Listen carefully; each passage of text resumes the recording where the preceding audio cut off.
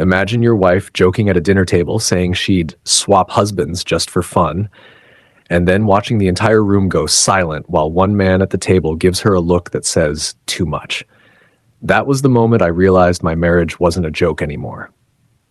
My name is Ryan, and this story happened on a Friday night that started like any normal dinner among friends and ended with the truth tearing everything apart. My wife, Laura, had always been the life of the party. Charming, funny, confident, the kind of person who could turn any gathering into a show. We'd been married for 7 years, and though things weren't perfect, I believed we had a solid bond.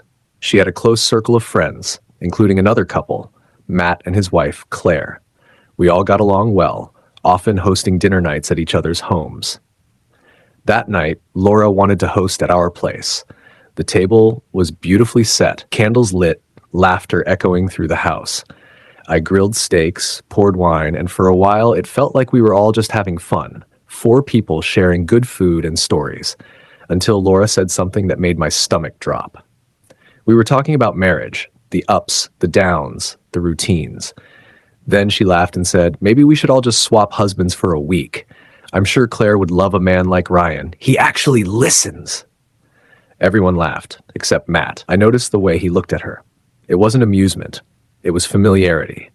And the way Laura met his gaze, a quick, nervous glance before looking away, told me there was more behind that joke than just humor. Claire forced a laugh, but her face tightened. Yeah, hilarious, she said coldly, sipping her wine. The air around the table suddenly felt heavier. The laughter died down. I smiled, pretending nothing was wrong, but inside my mind was racing. That look between Laura and Matt, I'd seen it before. The kind of look that doesn't come from friendship, but from secrets. After dinner, Claire helped me clear the dishes while the other 2 went to the living room. She leaned closer and whispered, "You need to talk to your wife, and soon." Her tone was sharp, but there was sadness behind it.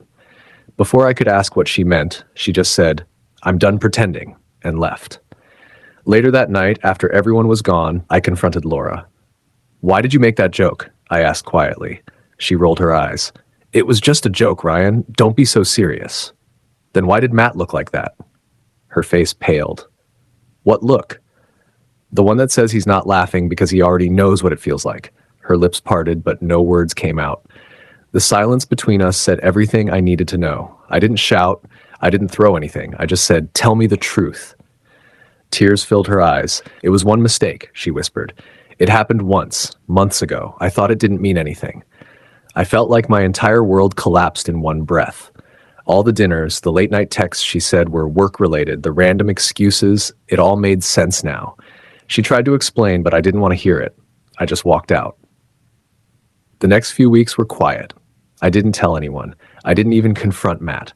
Instead, I focused on myself, my work, my peace, my future. I filed for divorce silently, without any drama. She didn't fight it. Maybe she knew she'd already lost me. But the twist came months later at another dinner, a company event. I had moved up in my firm, recently promoted to a director's position. I walked into the room in a new suit, confident, at peace. Guess who was catering the event? Laura. Her catering business had taken off, and she was there serving guests. Our eyes met across the room. Her expression froze. I smiled politely and walked over.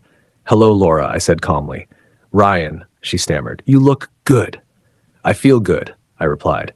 "You were right about one thing. Sometimes change is exactly what we need." Before she could reply, Claire, yes, Claire, walked up beside me. We'd reconnected months earlier after both our divorces. No, it wasn't planned. We bonded over shared pain, not revenge. But eventually something genuine grew from it.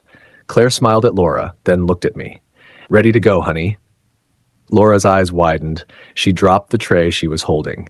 The entire room turned to look. I bent down, helped her pick it up, and whispered, "Guess your joke came true after all." Then I stood up, took Claire's hand, and walked away. Quietly, without bitterness, without noise. Sometimes karma doesn't scream, it whispers, right when they least expect it. If you liked the video, please subscribe and turn on notifications.